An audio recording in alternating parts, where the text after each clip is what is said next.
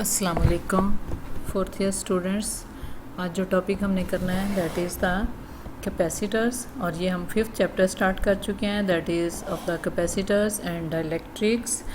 इसमें हमारे पास आज का टॉपिक है कैपेसिटर। जैसा कि आप जानते हैं कैपेसिटर एक ऐसी डिवाइस है जिसको चार्ज स्टोर करने के लिए यूज़ किया जाता है। आमतौर पे it consist of two parallel plates on which when these two plates are connected with the battery and provide the uniform electric field, it store the electric energy। किस form में स्टोर करता है कि जैसे ही आपने दो प्लेट्स को battery के साथ कनेक्ट किया है, एक को आपने बैटरी के पॉजिटिव टर्मिनल के साथ कनेक्ट कर दिया है, दूसरे को नेगेटिव टर्मिनल के साथ कनेक्ट कर दिया है। दोनों प्लेट्स के दरमियान पोटेंशियल डिफरेंस आ गया और इस तरह दोनों प्लेट्स के ऊपर चार्ज जो है वो स्टोर होता जाएगा। तो कैपेसिटर्स क्या अब एसी सिग्नल को अलो करता है कि इसमें से पास हो जाए, लेकिन डीसी सिग्नल जो है इसमें से पास नहीं हो सकता।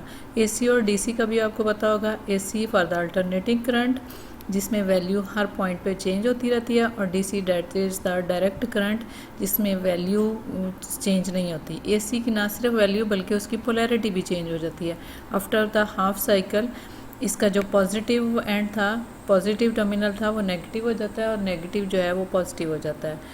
और टाइप ऑफ कैपेसिटर में हमारे पास बहुत किस्म के एक कैपेसिटर्स आ जाते हैं। वेरिएबल कैपेसिटर हैं, स्फीरिकल कैपेसिटर है, सिलेंड्रिकल कैपेसिटर है, ट्यूबुलर कैपेसिटर है। अब हम इसको एक्सप्लेन करते हैं कि हमारे पास दो प्लेट्स हैं कंडक्टिंग प्लेट्स हैं। इनको they are separated by a small distance and the by some insulator वो मटेरियल होता है जिसमें से करंट जो है वो पास नहीं कर सकता। तो अब इन दोनों प्लेट्स को आपने बैटरी के साथ कनेक्ट कर दिया है।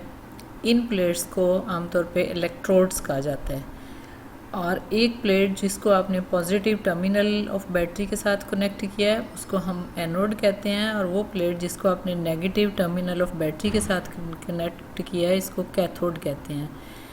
अब जो plate negative terminal of battery के साथ कनेक्ट की गई है उस पर इलेक्ट्रॉन्स जो हैं वो कलेक्ट हो जाएंगे, नंबर ऑफ नेगेटिव चार्ज उस पर कलेक्ट हो जाएगा और एक्सेस ऑफ इलेक्ट्रॉन्स होगा उस प्लेट पे, जिसको हम कैथोड कह रहे हैं। और दूसरी प्लेट जो है वहाँ पे डेफिशिएंसी ऑफ द इलेक्ट्रॉन आएगी और इस वजह से वहाँ पे पॉजिटिव चार्ज आ जाएगा और उसको आप एनोड कहेंगे। तो इस तरह हमारे पास ये दो प्लेट्स बनती हैं जिनको हमने जो दैट फॉर्म द कैपेसिटर, जिनको हमने एक बैटरी के साथ कनेक्ट कर दिया। बैटरी की वोल्टेज हम अगर V ले लेते हैं तो इन दोनों प्लेट्स के दरमियान एक तो सेपरेशन आ जाती है, दूसरा वो प्लेट जिसको आपने पॉजिटिव टर्मिनल के साथ कनेक्ट किया उस पर पॉजिटिव चार्ज एक्यूमुलेट हो जाएगा, वो प्लेट जिसको नेगेटिव के साथ किया उस पर नेगेटिव चार्ज जो है वो एक्यूमुलेट हो जाएगा।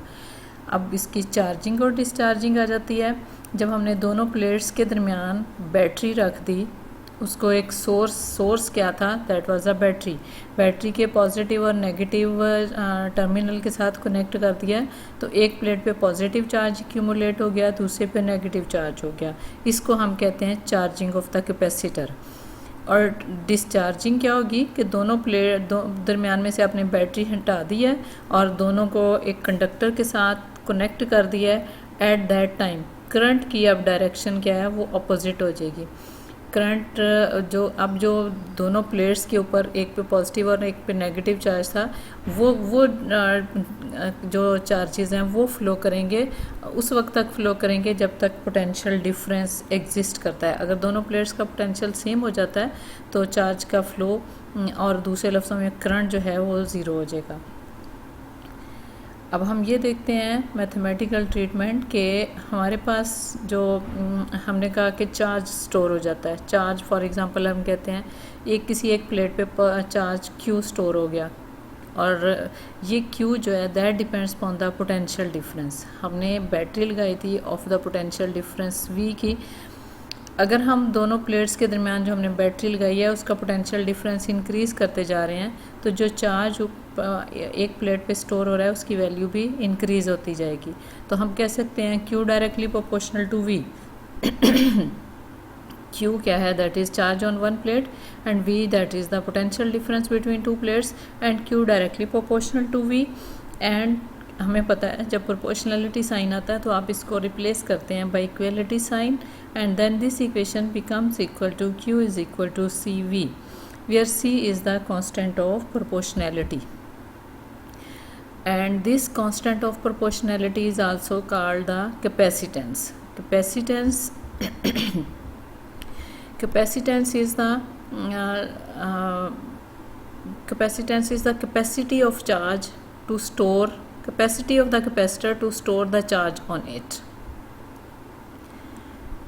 Charge stored on one plate of the capacitor per unit potential difference of the battery is called capacitance of the capacitor. Actually in generally क्या है capacitance क्या है, that is the capacity of a capacitor to store the charge. और किसके equal है, जैसा पिछली equation से ही हम निकालते हैं, हमने लिखा था Q is equal to CV and from this equation C is equal to Q over V. तो इसको आप किस तरह डिफाइन करेंगे, charge stored on one plate of the capacitor per unit potential difference of the battery is called capacitance of capacitor. अब capacitance की unit पे आते हैं. कैपेसिटेंस की यूनिट जो है that is a farad, and the capacitance of a capacitor will B 1 farad when the 1 coulomb charge is stored on one plate by applying the potential difference between two plates of the 1 volt. जब हमारे पास दोनों plates के दरमियान potential difference 1 volt है और 1 coulomb charge store हो रहा है, तो उस वक्त हमारी कैपेसिटेंस जो है that is equal to 1 farad. और ये चूँकि बड़ी क्वांटिटी है, इससे आमतौर पे जो कैपेसिटेंस है वो छोटी यूनिट्स में ली जाती है. तो वो छोटी यूनिट्स कौन कौन सी हैं कैपेसिटेंस की, that is the microfarad and picofarad. और माइक्रोफैरेड आपको पता है दैट इज़ 10⁻⁻6 और पिकोफैरेड 10⁻⁻12.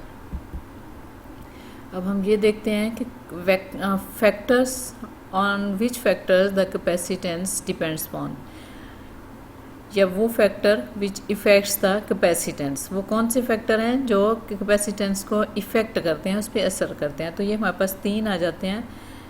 सबसे पहला हमारे पास क्या है, that is the area of the plate.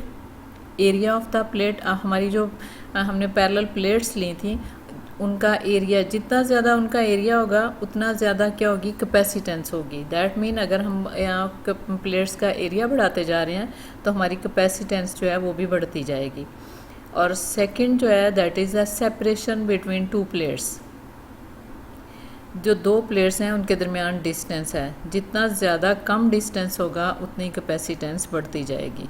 That mean पहले के लिए डायरेक्टली प्रोपोर्शनल कह रहा था, यहाँ पे इन्वर्सली प्रोपोर्शनल. जितना ज़्यादा कम सेपरेशन होगी, जितना ज़्यादा कम डिस्टेंस होगा बिटवीन 2 प्लेट्स, उतनी ज़्यादा कैपेसिटेंस बढ़ती जाएगी.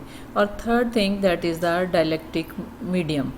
डाइलेक्ट्रिक मीडियम, 2 प्लेट्स जब हम लेते हैं तो उनके दरमियान में एक तो केस ये है कि हमने वैक्यूम रख दिया, दैट मीन हमने कुछ नहीं रखा, उसको उस वक्त तो उस मीडियम को हम कहते हैं that is a free space. जब फ्री स्पेस होता है तो उस वक्त कैपेसिटेंस जो है वो कम होगी. अब अगर हम इसको रिप्लेस कर देते हैं बाय अनदर डाइलेक्ट्रिक मटेरियल, तो उस वक्त डाइलेक्ट्रिक मटेरियल और इन एन इंसुलेटर, तो एट दैट टाइम हमारी कैपेसिटेंस जो है वो इंक्रीज़ हो जाएगी.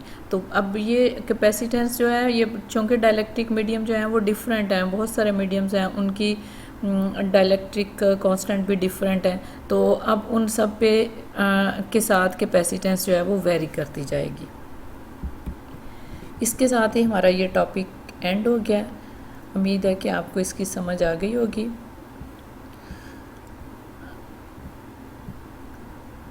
Thanks for watching. अल्लाह हाफिज़. अल्लाह ताला आपको खुश रखे. ओके, अल्लाह.